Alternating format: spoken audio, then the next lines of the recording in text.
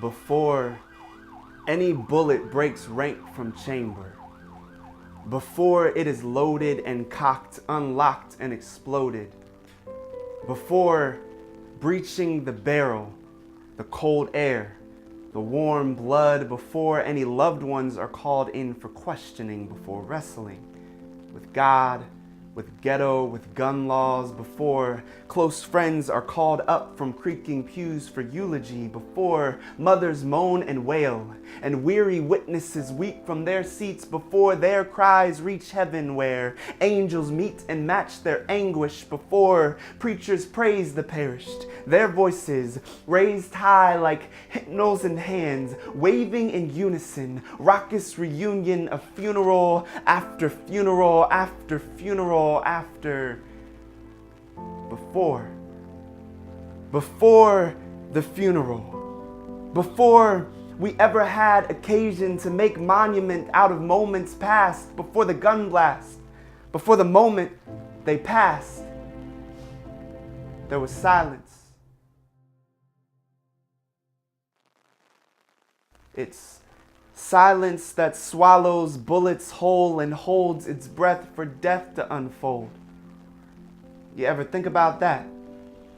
Ever think about how loud a tea kettle seems to scream when it's ready? Ever wonder how hot air passing through metal chamber can make such a blast of loud smoke? How is it that gunshots and tea kettles are so good at breaking the silence, shattering the quiet, making us run for something, be it for cover or for hushing tea kettles? Our feet are so good at carrying us back to the quiet, but it's the quiet that holds the moment before it in the first place. It's the quiet that gives contrast to the blast. It is the chaos of dark nights and secrets that serve as backdrop to violence. It's quiet that bookends death, and without realizing it, we set the stage for the next one. Every time we succumb to silence, we are setting the stage for the next one.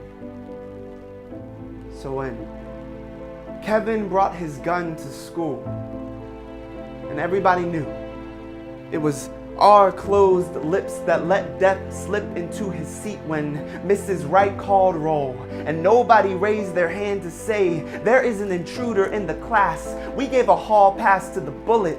The only absence worth noting now is that of our cries for help.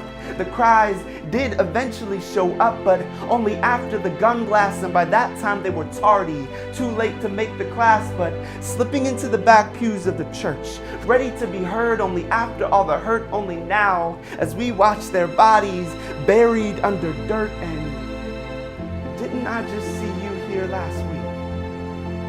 Weren't you sitting in that exact same seat, wearing the same black dress, holding the same snot-encrusted handkerchief set to spin cycle far too many times? Didn't we just do this? Have cousin's face and name screen printed on Hanes? Don't you still have leftovers in your fridge from the last one? Aren't you done with keeping quiet except at funerals?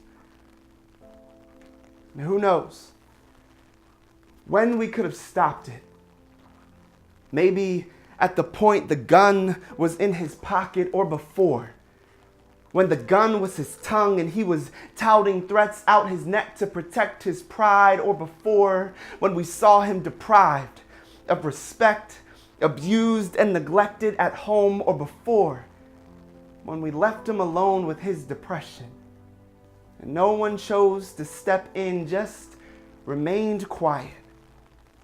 How is it that violence always seems to know when to break the silence? When will we break the cycle, flip it on its head and reverse it, prove our friends, families, and neighbors are worth it before they're carried away in hearses? Let's reverse this silence. Let's silence the bullets and the bully instead. Let our voices be the bang that bring life and raise the dead. Let's not forget that silence empowers violence, and violence will only ever be silenced after we quit keeping quiet.